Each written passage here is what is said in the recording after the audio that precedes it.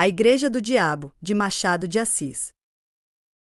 Fonte: Assis, Machado de. Volume de Contos. Rio de Janeiro, Garnier, 1884. Texto proveniente de A Biblioteca Virtual do Estudante Brasileiro, http://www.bibvirt.futuro.usp.br maior que a Escola do Futuro da Universidade de São Paulo, permitido uso apenas para fins educacionais. Texto base digitalizado por edição eletrônica produzida pela Costa Flose Limitada. Revisão: Sandra Flose e edição: Edson Costa Flose e Nancy Costa. Este material pode ser redistribuído livremente, desde que não seja alterado, e que as informações acima sejam mantidas. Para maiores informações, escreva para bibvirt@futuro.usp.br. Estamos em busca de patrocinadores e voluntários para nos ajudar a manter este projeto. Se você quer ajudar de alguma forma, mande um e-mail para bibvirt@futuro.usp.br maior que saiba como isso é possível. A Igreja do Diabo. Capítulo 1 de uma ideia merífica. Conta um velho manuscrito beneditino que o diabo, em certo dia, teve a ideia de fundar uma igreja. Embora os seus lucros fossem contínuos e grandes, sentia-se humilhado com o papel avulso que exercia desde séculos, sem organização, sem regras, sem cânones, sem ritual, sem nada. Vivia, por assim dizer, dos remanescentes divinos, dos descuidos e obséquios humanos. Nada fixo, nada regular. Por que não teria ele a sua igreja? Uma igreja do diabo era o meio eficaz de combater as outras religiões e destruí-las de uma vez. Vá, pois, uma igreja, concluiu ele. Escritura contra escritura, breviário contra breviário. Terei a minha missa, com vinho e pão à farta, as minhas prédicas, bulas, novenas e todo o demais aparelho eclesiástico. O meu credo será o núcleo universal dos espíritos, a minha igreja uma tenda de Abraão. E depois, enquanto as outras religiões se combatem e se dividem, a minha igreja será única, não acharei diante de mim, nem Maomé, nem Lutero. Há muitos modos de afirmar, há só um de negar tudo. Dizendo isto, o diabo sacudiu a cabeça e estendeu os braços, com um gesto magnífico e varonil. Em seguida, lembrou-se de ir ter com Deus para comunicar-lhe a ideia, e desafiá-lo. Levantou os olhos, acesos de ódio, ásperos de vingança, e disse consigo: vamos, é tempo. E rápido, batendo as asas, com tal estrondo que abalou todas as províncias do abismo, arrancou da sombra para o infinito azul. Capítulo 2 Entre Deus e o Diabo. Deus recolhia um ancião, quando o diabo chegou ao céu. Os serafins que engrinaldavam o recém-chegado detiveram-se logo, e o diabo deixou-se estar à entrada com os olhos no Senhor. Que me queres tu? Perguntou este. Não venho pelo vosso servo Fausto, respondeu o diabo rindo, mas por todos os Faustos do século e dos séculos. Explica-te. Senhor, a explicação é fácil, mas permiti que vos diga: recolhei primeiro esse bom velho, dai-lhe o melhor lugar. Mandai que as mais afinadas cítaras e alaúdes o recebam com os mais divinos coros. Sabes o que ele fez? Perguntou o Senhor, com os olhos cheios de doçura. Não, mas provavelmente é dos últimos que virão ter convosco. Não tarda muito que o céu fique semelhante a uma casa vazia, por causa do preço, que é alto. Vou edificar uma hospedaria barata, em 2 palavras, vou fundar uma igreja. Estou cansado da minha desorganização, do meu reinado casual e adventício. É tempo de obter a vitória final e completa. E então vim dizer-vos isto, com lealdade, para que me não acuseis de dissimulação. Boa ideia, não vos parece? Vieste dizê-la, não legitimá-la, advertiu o Senhor. Tendes razão, acudiu o diabo, mas o amor próprio gosta de ouvir o aplauso dos mestres. Verdade é que neste caso seria o aplauso de um mestre vencido, e uma tal exigência. Senhor, desço à terra, vou lançar a minha pedra fundamental. Vai.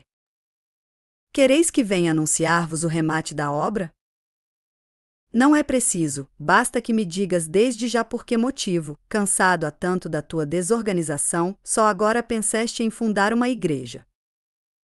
O diabo sorriu com certo ar de escárnio e triunfo. Tinha alguma ideia cruel no espírito, algum reparo picante no alforje de memória, qualquer coisa que, nesse breve instante de eternidade, o fazia crer superior ao próprio Deus. Mas recolheu o riso, e disse: só agora concluí uma observação, começada desde alguns séculos, e é que as virtudes, filhas do céu, são em grande número comparáveis a rainhas, cujo manto de veludo rematasse em franjas de algodão. Ora, eu proponho-me a puxá-las por essa franja, e trazê-las todas para minha igreja, atrás delas virão as de seda pura. Velho retórico, murmurou o Senhor. Olhai bem. Muitos corpos que ajoelham aos vossos pés, nos templos do mundo, trazem as anquinhas da sala e da rua, os rostos tingem-se do mesmo pó, os lenços cheiram aos mesmos cheiros, as pupilas centelham de curiosidade e devoção entre o livro santo e o bigode do pecado.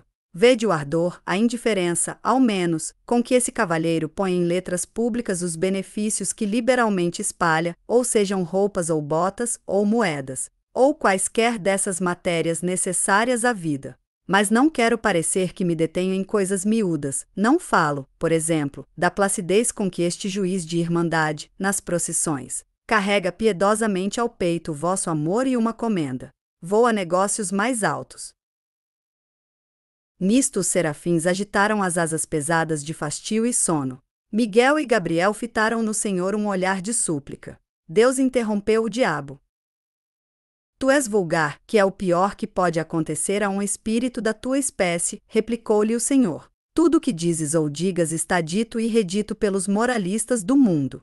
É assunto gasto, e se não tens força, nem originalidade para renovar um assunto gasto, melhor é que te cales e te retires.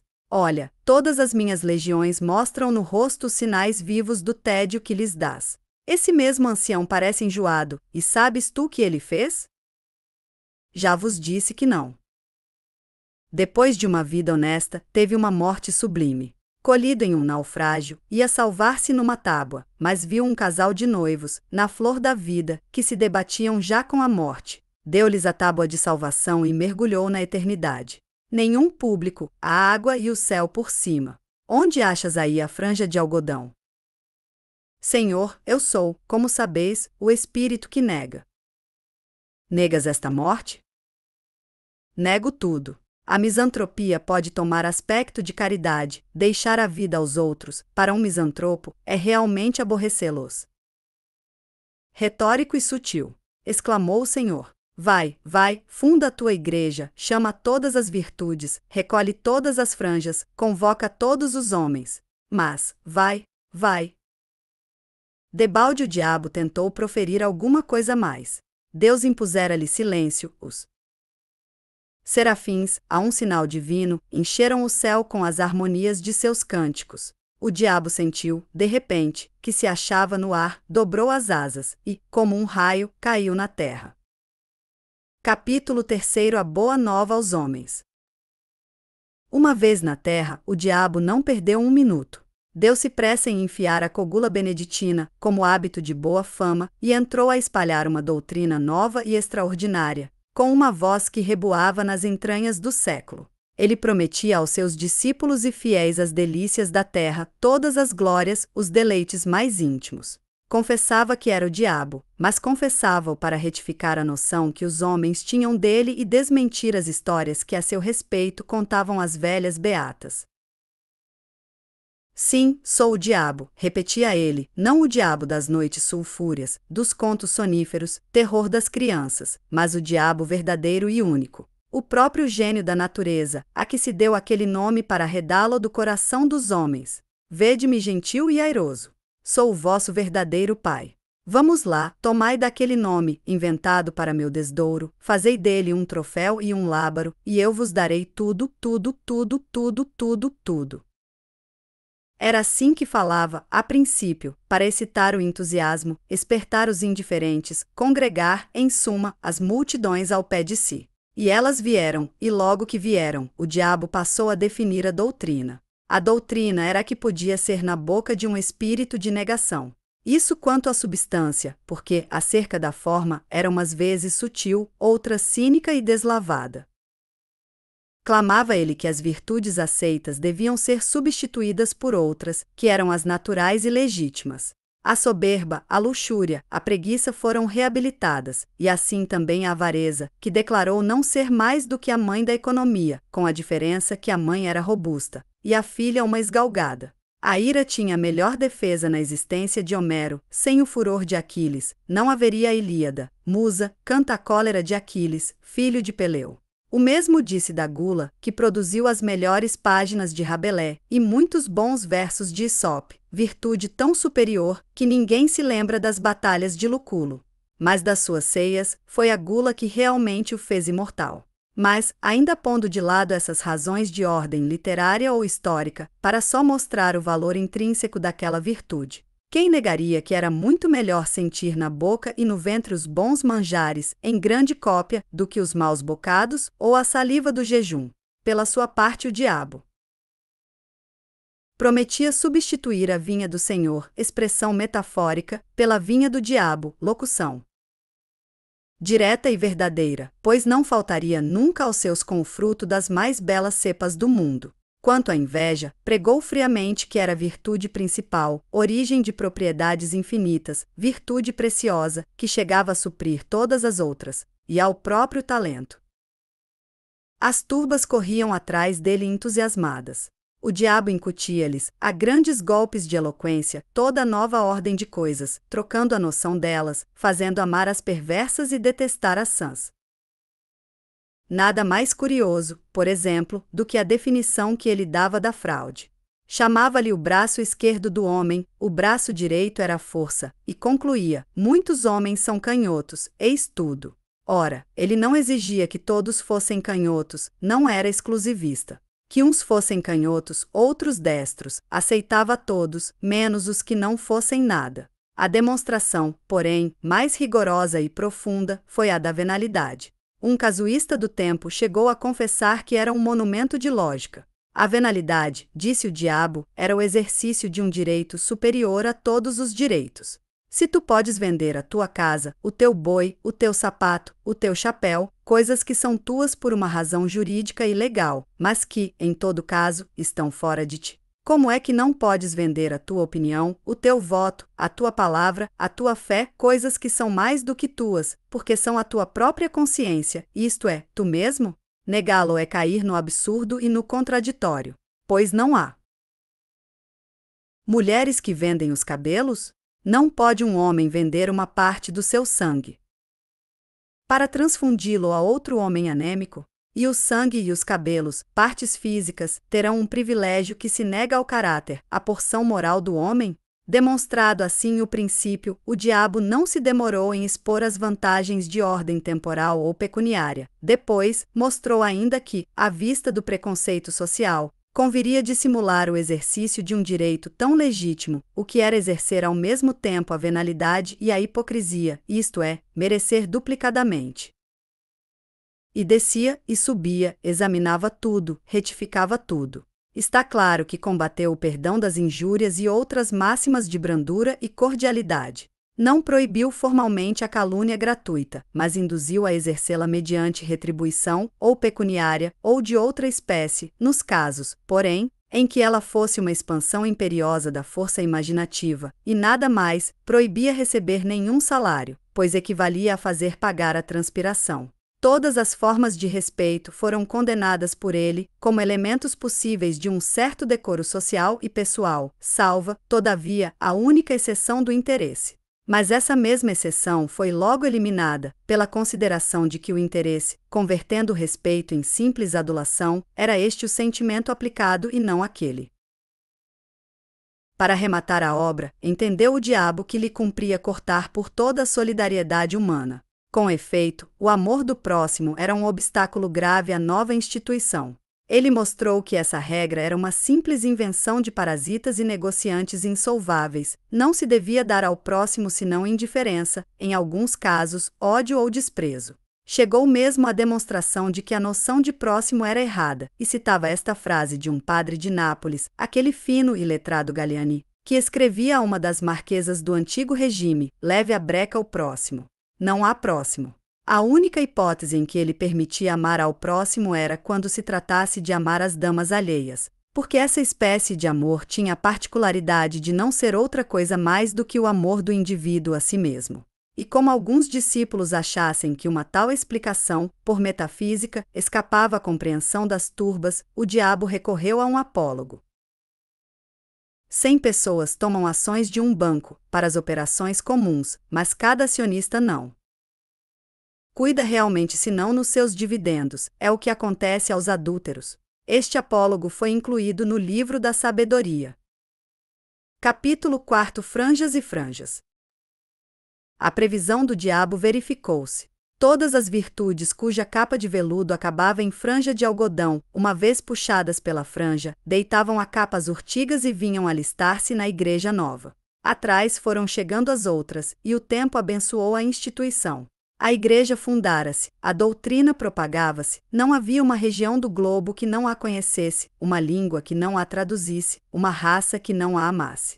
O diabo alçou brados de triunfo. Um dia, porém, longos anos depois, notou o diabo que muitos dos seus fiéis, às escondidas, praticavam as antigas virtudes. Não as praticavam todas, nem integralmente, mas algumas, por partes, e, como digo, as ocultas. Certos glutões recolhiam-se a comer frugalmente 3 ou 4 vezes por ano, justamente em dias de preceito católico. Muitos ávaros davam esmolas, à noite, ou nas ruas mal povoadas. Vários dilapidadores do erário restituíam-lhe pequenas quantias. Os fraudulentos falavam uma ou outra vez, com o coração nas mãos, mas com o mesmo rosto dissimulado, para fazer crer que estavam embaçando os outros. A descoberta assombrou o diabo. Meteu-se a conhecer mais diretamente o mal, e viu que lavrava muito. Alguns casos eram até incompreensíveis, como o de um droguista do Levante, que envenenara longamente uma geração inteira e, com o produto das drogas, socorria os filhos das vítimas. No Cairo achou um perfeito ladrão de camelôs, que tapava a cara para ir às mesquitas. O diabo deu com ele a entrada de uma, lançou-lhe em rosto o procedimento. Ele negou, dizendo que ia ali roubar o camelo de um drogomano. Roubou, com efeito, à vista do diabo, e foi dá-lo de presente a um muezim, que rezou por ele a Alá. O manuscrito beneditino cita muitas outras descobertas extraordinárias, entre elas esta, que desorientou completamente o diabo. Um dos seus melhores apóstolos era um calabrês, varão de 50 anos, insigne falsificador de documentos, que possuía uma bela casa na campanha romana, telas, estátuas, biblioteca, etc. Era fraude em pessoa, chegava a meter-se na cama para não confessar que estava são. Pois esse homem, não só não furtava ao jogo, como ainda dava gratificações aos criados. Tendo angariado a amizade de um cônego, ia todas as semanas confessar-se com ele, numa capela solitária, e, conquanto não lhe desvendasse nenhuma das suas ações secretas, benzia-se 2 vezes ao ajoelhar-se e ao levantar-se. O diabo mal pôde crer tamanha aleivosia. Mas não havia que duvidar, o caso era verdadeiro. Não se deteve um instante. O pasmo não lhe deu tempo de refletir, comparar e concluir do espetáculo presente alguma coisa análoga ao passado. Voou de novo ao céu, trêmulo de raiva, ansioso de conhecer a causa secreta de tão singular fenômeno. Deus ouviu-o com infinita complacência, não o interrompeu, não o repreendeu, não triunfou, sequer, daquela agonia satânica. Pôs os olhos nele e disse-lhe: Que queres tu, meu pobre diabo? As capas de algodão têm agora franjas de seda, como as de veludo tiveram franjas de algodão. Que queres tu? É a eterna contradição humana.